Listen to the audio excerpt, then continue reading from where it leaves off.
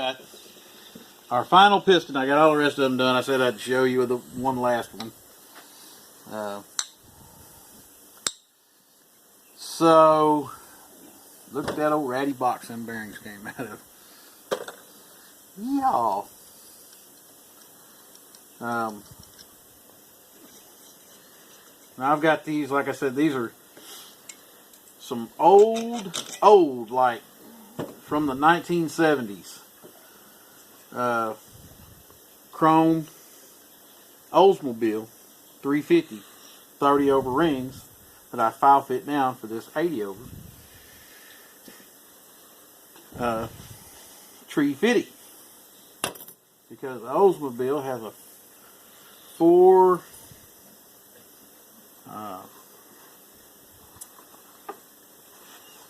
I can't remember now. Anyway,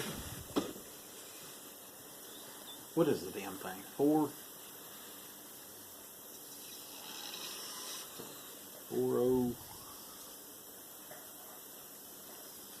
Shit, now I gotta go look. There's 4058 is what it is, the Oldsmobile. So 4058 plus 30, that's 4088. So that gives you 8 thousandths that you have to file fit or thereabouts. Now the cylinders in that block are, when I honed them, I gave them another extra thousandths, which I already had an extra thousandths, so it's like 82 thousandths over, which gives the piston, these particular pistons, about 3.5, which is really too much, but it'd be all right. So anyway, it made it real easy for me to file fit these rings. Now I also had to file fit the oil ring on these and cut the expander down a few thousandths to make this all work. I'm not saying you should do this. I'm just giving, the whole point to this whole project was not to spend any money on it, and I haven't. Now, of course, most people don't have a machine shop. They're not going to have an old set of bearings laying around that have been on the shelf for 20 years. Well, let's see. What's the date code on these? 2000. So that's what? 22 years. And those other ones, they're even older than that, because I bought those in '98, because I bought a whole bunch of bearings, and somehow or another those ended up on the back side of the shelf over there. Long lost and forgotten. Okay, so I want to show y'all something. Whenever you're doing parts, even like these are brand new in the box, even though they did come from the 70s. But you get the new ones you get today are the same damn way. They're nasty. Now I want to show you something. That piece of paper there is pretty clean. I already wiped them off, standing there talking. And this is the second ring. And I want to show you how nasty these things are. Look at all that nasty shit. Now that's, a lot of people wouldn't even wipe them. I see lots of engine builders that just don't, they just put them on. Same thing with bearings. They don't even wipe them off. Well, that's just unacceptable behavior. Always wipe down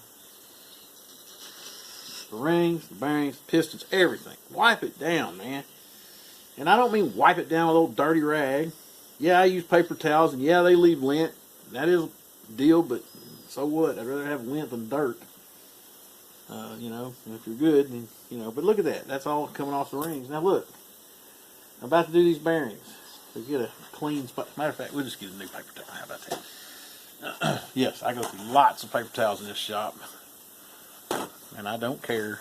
I just call it a cost of doing business.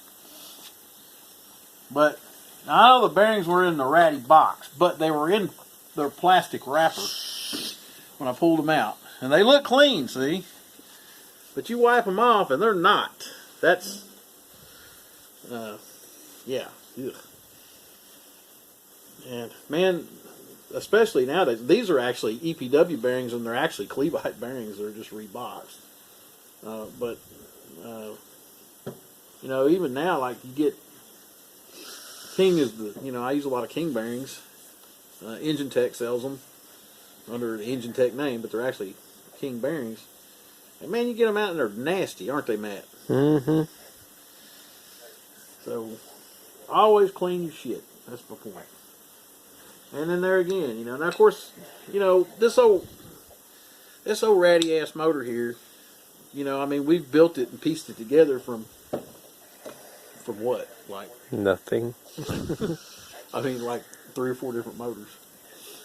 But I checked all the sizes on everything, and it's all good. You know, we have these. They don't even make these rod bolts anymore. Those are some old Pioneer hardened rod bolts. They're good bolts, but they don't make them anymore.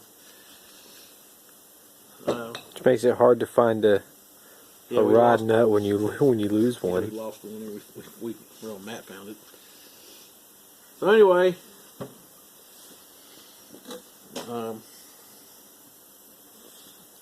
but this ain't no hot rod, man. This is just gonna go in my farm truck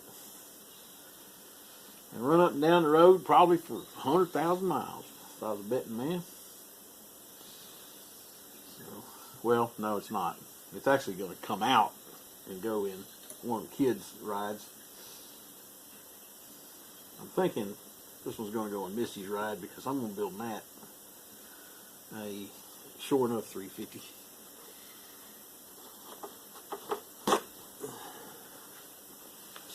Of course, this ain't going to be no, I mean, this will be a good motor too. It damn sure be fast enough for Misty. She'll be trying to race everybody with it. We're putting Vortex heads on it and a little bitty camshaft. So anyway, okay. So how I do this now? Like I said, these are old. You don't even hardly see these expanders anymore. Matter of fact, I hadn't seen these since, God, for probably, well, I think Perfect Circle still uses these in some stuff, but mostly what you'll see is they call it the, shit. Now that I'm trying to think of it, I can't think of it. But anyway, put these on is a little more difficult because you got to make sure that they stay butted up and hold your finger over the end that butts up. Hold it over there until you get both of the rings on. Man, that never happens except for when I'm, now that I'm recording. Alright. And these you kind of got to push them in and get so that the outside ring will actually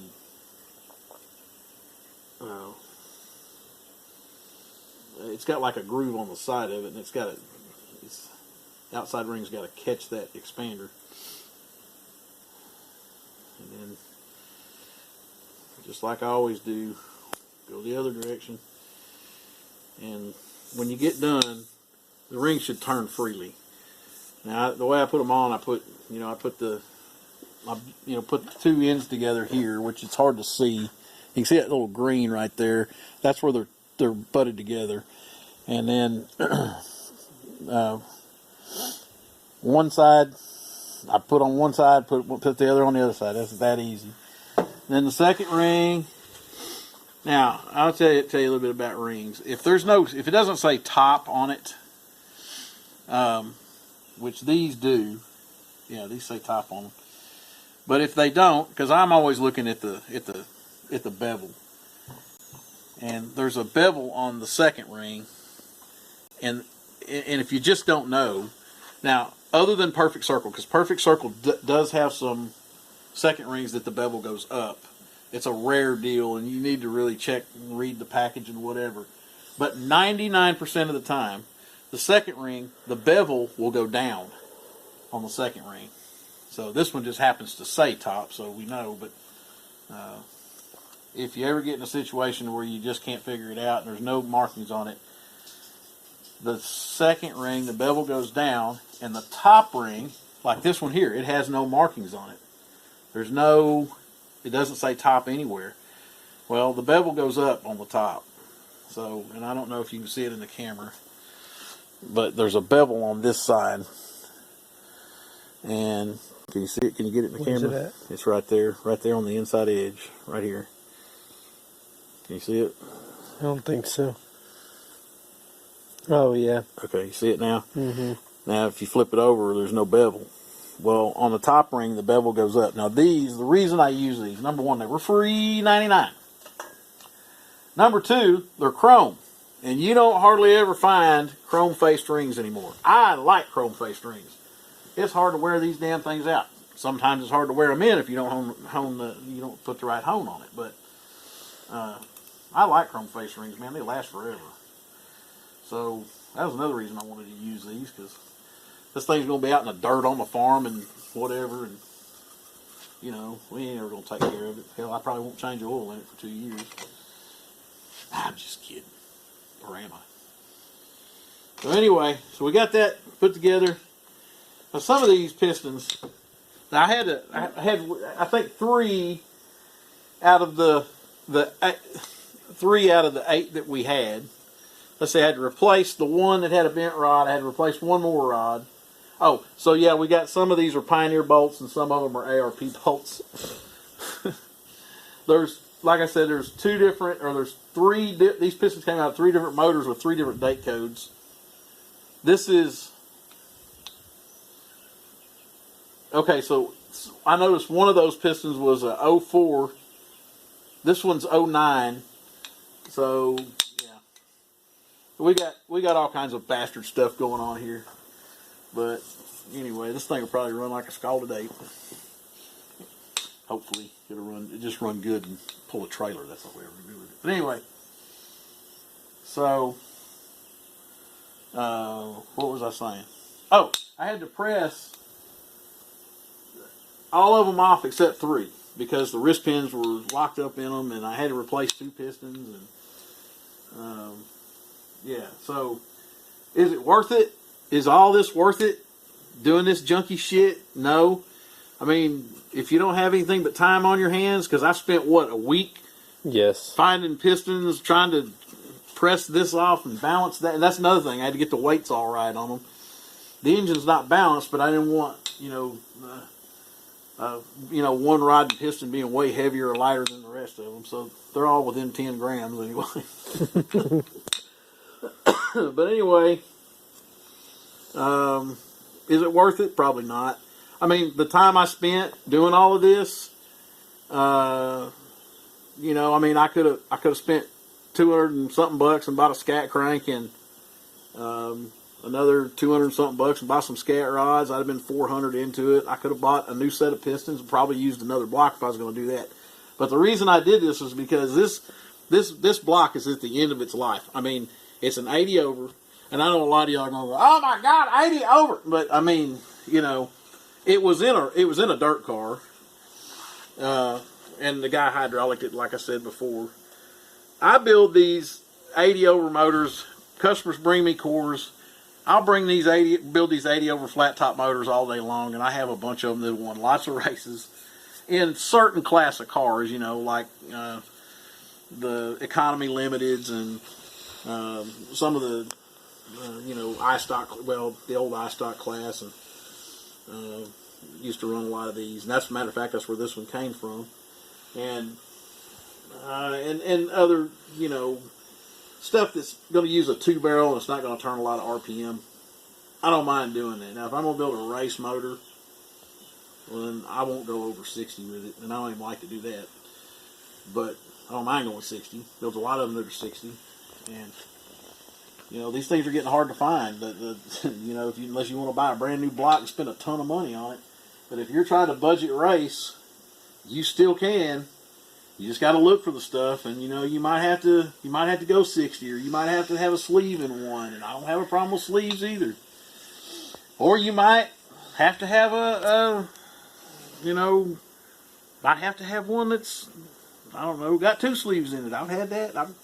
I got one out there running right now. It's in a modified. He blew it up, and I had to put 2 sleeves in it, right across from each other, and it still makes just as much power on the dyno now as it did. Now, of course, when you put a sleeve in, it distorts the cylinders next to the one that you put sleeve in. So I usually, like I did with his, I bored it to the next size and put new pistons in it. But just to save the block, put a couple sleeves in it. There ain't a damn thing wrong with it. Matter of fact, the sleeves are usually, sleeves, if they're done right, it actually makes a cylinder stronger than it was when it was factory. Anyway,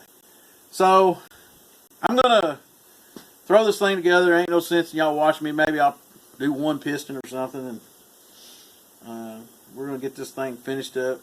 We're gonna paint it Walmart red. I think that's what we decided on, right? Mm-hmm. Yeah, paint it Walmart. Now I'm gonna put some Vortec heads on this, and it's got a little 270 cam in it. I mean, it ought to run pretty good. As far as horsepower goes, who knows what it'll make? Maybe 300, 350. I'm going to put a dual point intake on it, but it's just going to run up and down the road and pull a trailer and haul trash. And probably haul my kid to school for a while. She's going to drive it, I think. And until we get her truck done, and then we're going to build, I'm going to actually build a Turbo 383 for my truck. And see if I can't tear some shit up. Alright. Be back when we put this thing together. And then the next thing on our agenda, we got to put Matt's truck together. We got the heads done for it. That's what Matt's been over here doing, is moving stuff, cleaning pistons out of the way, out from under the press. We had a pile of them this tall. So that we can move this other machine over here so we can actually get a car back in the damn shop again. Because we kind of filled it up over there. So anyway, we'll be back.